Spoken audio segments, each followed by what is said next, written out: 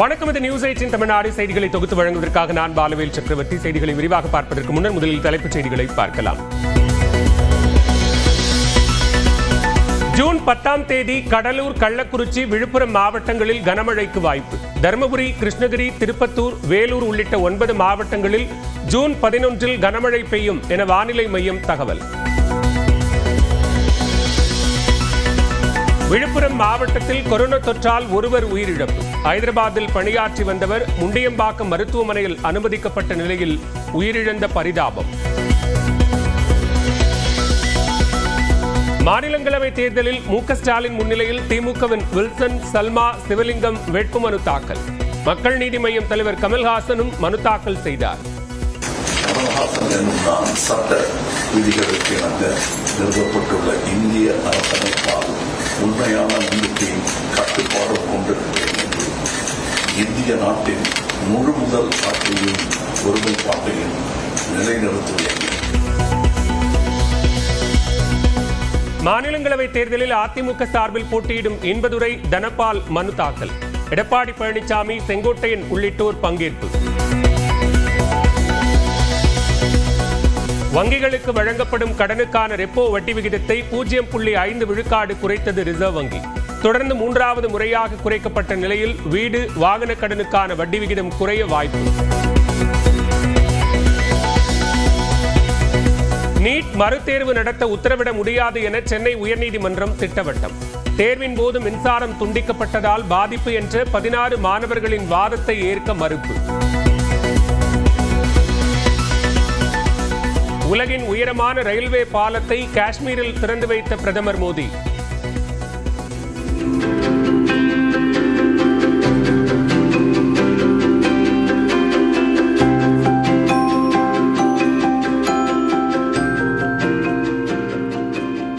ரயில் என்ஜினில் அமர்ந்தபடி பாலத்தின் மீது பயணித்தார்.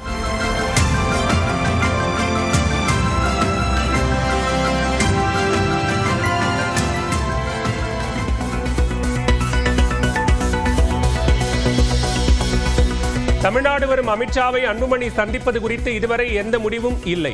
தமிழக பாஜக தலைவர் நயினார் நாகேந்திரன் விளக்கம். ராமதாஸ், அன்புமணி இடையிலான சமாதான பேச்சுவார்த்தையில் முன்னேற்றம். இருவரும் சந்தித்ததே முன்னேற்றத்தின் அறிகுறி என பாமக கௌரவ தலைவர் ஜி.கே. மணி பேட்டி. விரைவில் நல்ல முடிவு வரும் என ராமதாஸ் உறுதியளித்ததாக பேராசிரியர் தீரன் பேட்டி. அன்புமணியுடன் பேசிய பின்னர் ராமதாஸ் சமாதானமானதாக தெரிவதாகவும் தகவல். பெங்களூருவில் ஆர்சிபி வெற்றி கொண்டாட்டத்தில் 11 பேர் உயிரிழந்த வழக்கில் 4 பேர் கைது. ஆர்சிபி அணியின் நிக்கில் சோஸ்லே, TNAவின் சுனில் மேத்யூ கைதான நிலையில் மாநில கிரிக்கெட் சங்க நிர்வாகிகள் வீடுகளில் சோதனை. தொகுதி மறுசீரமைப்பால் தமிழ்நாட்டின் பிரதிநிதித்துவம் குறைந்தால் முதலாவதாக எதிர்குரல் கொடுப்பேன் என எடப்பாடி பழனிசாமி உறுதி. மடைமாற்று அரசியலை நிறுத்த வேண்டும் என மு.க. ஸ்டாலினுக்கு வலியுறுத்தல். தமிழ்நாட்டில் பொறியியல் சேர்க்கைக்கான விண்ணப்ப பதிவு இன்றுடன் நிறைவு. இதுவரை 2,90,000 மாணவர்கள் விண்ணப்பம். முதுநிலை நீட் தேர்வை ஆகஸ்ட் 3ஆம் தேதி நடத்த உயர்நீதிமன்றம் அனுமதி. மேலும் ஒத்திவைக்க கூடாது என தேசிய தேர்வு முகமைக்கு அறிவுறுத்தல். தருமபுரி அருகே விபத்தில் சிக்கிய குட் பேட் அக்லி பட நடிகர் ஷைன் சாக்கோ சென்ற கார். நடிகர் தந்தை உயிரிழந்த நிலையில் காயமடைந்த குடும்பத்தினருக்கு மருத்துவமனையில் சிகிச்சை. திருநள்ளாறு தர்பாரண்யேஸ்வரர் கோவிலில் பிரம்மோற்சவ தேரோட்டம். 5 தேர்களை ஒரே நேரத்தில் இழுத்துச் சென்ற பக்தர்கள்.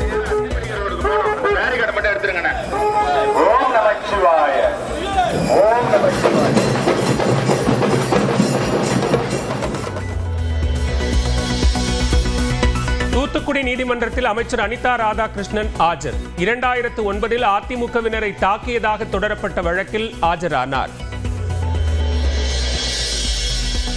மேட்டுப்பாளையத்தில் அஜாக்கிரதையாக காரை இயக்கிய போது விபத்து. இருசக்கர வாகனம் மோதியதில் 2 காயம்.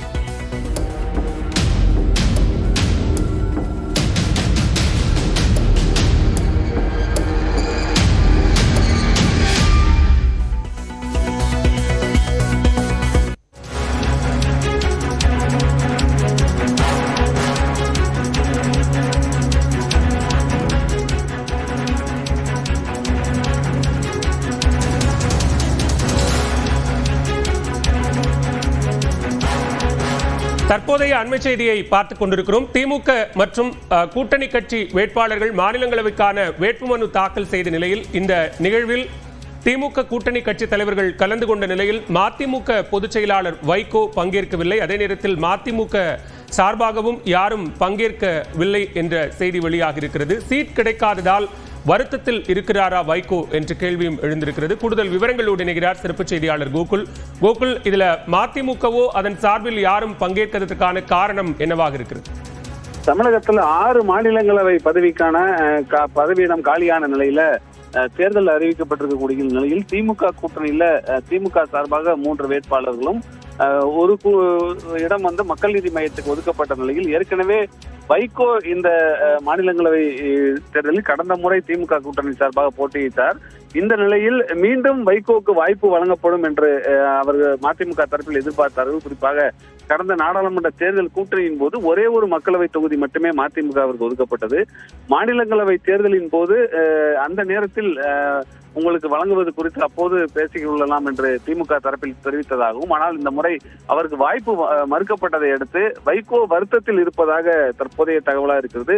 இன்றைய தினம் திமுகவுடைய வேட்பாளர்களும் திமுக கூட்டணி சார்பாக போட்டியிடக்கூடிய மக்கள் நீதி மைய தலைவர் கமலஹாசனும் வேட்புமனுவை தாக்கல் செய்த நிலையில் அனைத்து கூட்டணி கட்சியுடைய காங்கிரஸ், விடுதலை சிறுத்தைகள் கட்சி, 2 கம்யூனிஸ்ட் கட்சி, மனிதநேய மக்கள் கட்சி, இந்திய யூனியன் முஸ்லீம் லீக் உள்ளிட்ட கட்சிகளுடைய தலைவர்களும் நிர்வாகிகளும் கலந்து கொண்ட நிலையில் மதிமுக சார்பில் மதிமுக பொதுச் செயலர் வைகோவோ, முதன்மை செயலர் துரை வைகோவோ, மற்ற நிர்வாகிகளோ யாரும் கலந்து கொள்ளாமல் இருப்பது வைகோ தன்னுடைய வருத்தத்தை வெளிப்படையாகவே இந்த மனு தாக்கலில் கலந்து கொள்ளாமல் தெரிவித்திருப்பதாக தற்போதைய தகவலாக இருக்கிறது. பாலா, ஏற்கனவே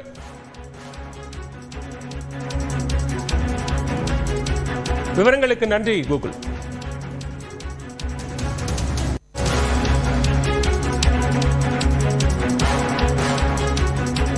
மற்றொரு அண்மை செய்தியை பார்த்துக் கொண்டிருக்கிறோம். கொரோனா பரவல் காரணமாக தற்போது விழுப்புரம் மாவட்டத்தில் ஒருவர் உயிரிழந்திருக்கிறார். கொரோனா தொற்று பாதித்து மருத்துவமனையில் சிகிச்சை பெற்று வந்த ஒருவர் உயிரிழந்திருக்கிறார். கூடுதல் விவரங்களோடு இணைக்கிறார் செய்தியாளர் இளமுதன். விவரங்கள்.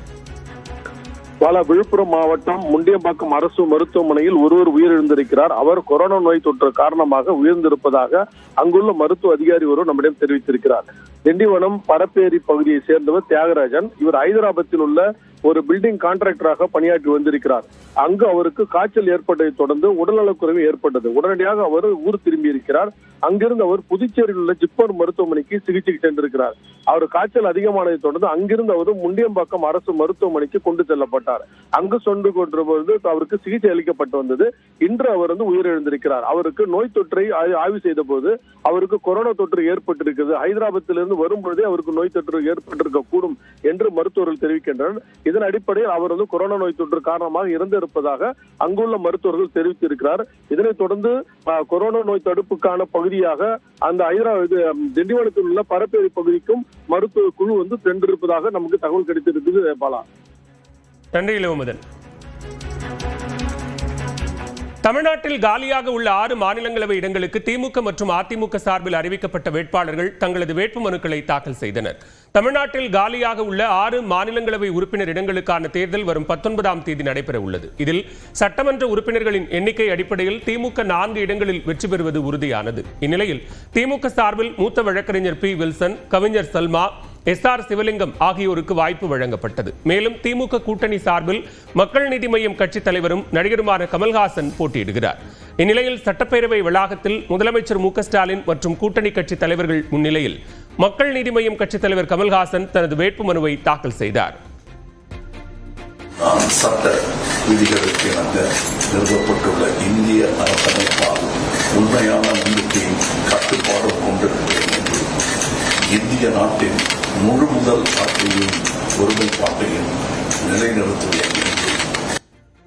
இதேபோன்று திமுக சார்பில் பி. வில்சன், கவிஞர் சல்மா, SR சிவலிங்கம் ஆகியோரும் தங்களது வேட்புமனுக்களை தேர்தல் நடத்தும் அதிகாரியான சுப்பிரமணியத்திடம் தாக்கல் செய்தனர்.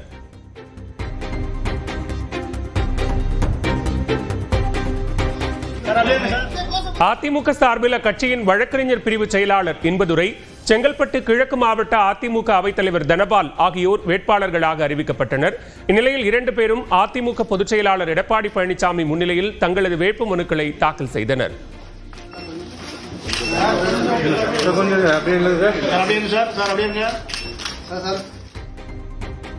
வரும் திங்கட்கிழமை வேட்புமனு தாக்கல் செய்வதற்கு கடைசி நாளாகும். காஷ்மீரில் உலகின் மிக உயரமான ரயில்வே பாலத்தை திறந்து வைத்த பிரதமர் மோடி ரயில் என்ஜின் பகுதியில் அமர்ந்தபடி புதிய ரயில்வே பாலத்தில் பயணித்தார். ஜம்மு காஷ்மீர் ரியாசி மாவட்டத்தில் உள்ள செனாப் ஆற்றின் குறுக்கே உலகின் மிக உயரமான ரயில்வே இரும்பு வளைவு பாலம் கட்டப்பட்டது. அதாவது செனாப் ஆற்றின் குறுக்கே 1400 கோடி ரூபாய் செலவில் 359 மீட்டர் உயரத்தில் ரயில்வே வளைவு பாலம் அமைக்கப்பட்டது. நிலநடுக்கத்தால் கூட பாதிக்கப்படாத வகையில் அமைக்கப்பட்ட இந்த ரயில் பாலத்தை பிரதமர் மோடி திறந்து வைத்தார்.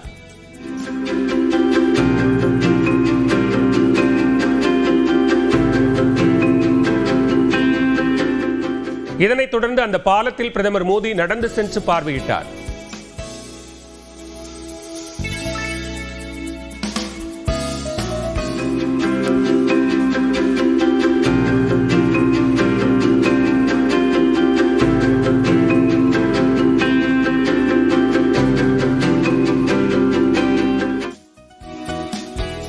பின்னர் உலகின் உயரமான ரயில்வே இரும்பு பாலத்தில் ரயில் என்ஜின் பகுதியில் அமர்ந்தபடி பிரதமர் மோடி பயணித்தார்.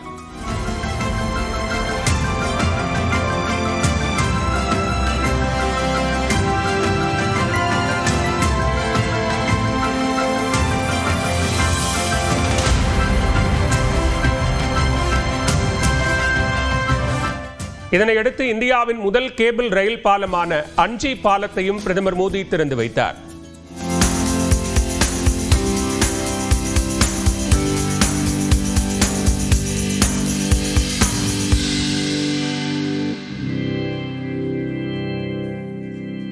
ஜம்மு காஷ்மீரின் கத்ரா ஸ்ரீநகர் இடையிலான முதல் வந்தே பாரத் ரயிலையும் பிரதமர் மோடி நாட்டுக்கு அர்ப்பணித்தார்.